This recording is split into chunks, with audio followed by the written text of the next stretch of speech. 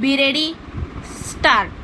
आरोपी भारतीय दंड संहिताचे कलम 379, 411 सह कलम 34 प्रमाणे खटल्यास सामोरे जात आहे।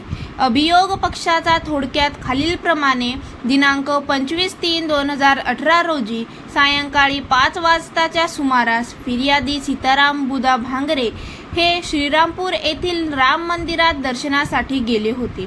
सायंकाळी 5:30 वाजता ते दर्शन घेऊन बाहेर आले असता त्यांना त्यांचा लिनोवा मोबाईल ज्यामध्ये आयडिया सिम व जिओ सिम मिळून आला नाही। गर्दीत कोणीतरी अज्ञात इसमांनी त्यांचा फोन चोरून नेल्याने त्यांनी पोलीस स्टेशनला फिर्याद दिली। सदर फिर्यादीवरून श्रीरामपूर शहर पोलीस ठाणे अंमलदार यांनी येथे अपराध क्रमांक 169/2018 नोंदविला। सदर गुन्ह्याचा तपासी अंमलदार पोलीस नाईक RD कोरडे यांनी केला। त्यांनी घटनास्थळ व जप्त पंचनामे तयार करून साक्षीदारांचे जबाब नोंदविले, मुद्देमाल जमा केला। तपासाअंती आरोपीविरुद्ध दोषारोपपत्र दाखल केले। माझे पूर्वाधिकारी यांनी निर्णय क्रमांक 17 वर आरोपीविरुद्ध दोषारोप ठेवले।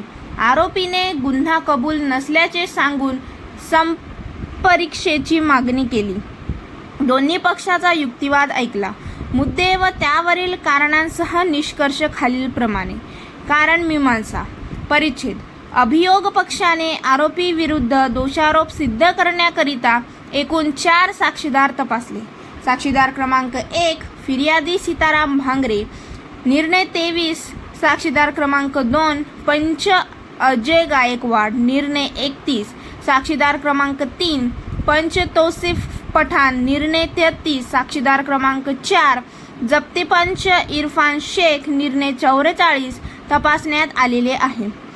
आरोपी विरुद्ध दोषात्मक पुरावा आढळून न आल्यामुळे कलम 313 अन्वये आरोपीचा नोंदवण्यात आला नाही। मुद्दा क्रमांक 1 ते 3 करिता परिच्छेद। प्रस्तुत प्रकरणी फिर्यादी साक्षीदार क्रमांक 1 भांगरे यांनी त्यांच्या पुराव्यात असे कथन केले की ते राम मंदिरवरून दर्शन घेऊन आल्यानंतर त्यांना त्यांचा सोनेरी लिनोवा कंपनीचा, ज्यामध्ये आयडिया व जिओ कंपनीचे सिम होते, तो मिळून आला नाही। त्यांनी आजूबाजूला चौकशी केली, परंतु मोबाईल न मिळून आल्याने पोलीस स्टेशनला फिर्याद निर्णय क्रमांक 24 दिली। त्यांनी मोबाईल न्यायालयासमक्ष ओळखला। मोबाईल कोणाकडून मिळाला याबाबत त्याने अज्ञान दर्शविले। सरकारी अभियोक्ता यांनी सदर साक्षीदारास सूचक प्रश्न विचारले असता त्यामध्ये त्यांनी काहीही सांगितले नाही। उलट तपासादरम्यान सदर साक्षीदाराने फिर्याद देण्यास विलंब का झाला याचे कारण फिर्यादमध्ये नमूद न केले असल्याचे मान्य केले। तसेच गर्दीमध्ये मोबाईल पडला असू शकते असे देखील त्याने मान्य केले। साक्षीदार क्रमांक 2 पंच गायकवाड, पंच साक्षीदार क्रमांक 3 पठाण व साक्षीदार क्रमांक 4 पंच शेख यांनी पुराव्यात पोलिसांनी त्यांच्या समक्ष कुठलीही कार्यवाही न केल्याचे तसेच काहीही जमा न केल्याचे सांगितले। सरकारी अभियोक्ता यांनी सदर साक्षीदाराला सूचक प्रश्न विचारले असता अभियोग पक्षास सहाय्यक ठरेल असे काहीही निश्चिय झालेले नाही करिता सदर साक्षीदाराची साक्ष अभियोग पक्षास कोणत्याही फायद्याची ठरत नाही। परिच्छेद।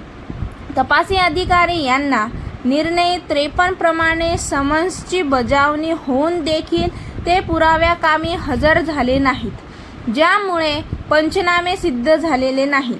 आरोपी विरुद्ध गुन्हा निर्देशित होईल असा कुठलाही पुरावा अभिलेखावर दिसून येत नाही। गुन्ह्याचे तात्विक अंग अभियोग पक्ष सिद्ध करण्यास अभियोग पक्ष अपयशी ठरलेला आहे करिता मुद्दा क्रमांक 1 व 2 ला नकारार्थी उत्तर देत आहे व मुद्दा क्रमांक 3 करिता खालीलप्रमाणे आदेश पारित करीत आहेत। आरोपी विनंतीत भारत नारंग व कय्यूम गफूर पठाण यांची भारतीय दंड संहिता कलम 379, 411 सह कलम 34 अन्वये शिक्षेस पात्र अपराधासाठी फौजदारी प्रक्रिया संहिता कलम 248 अन्वये निर्दोष मुक्तता करण्यात येते।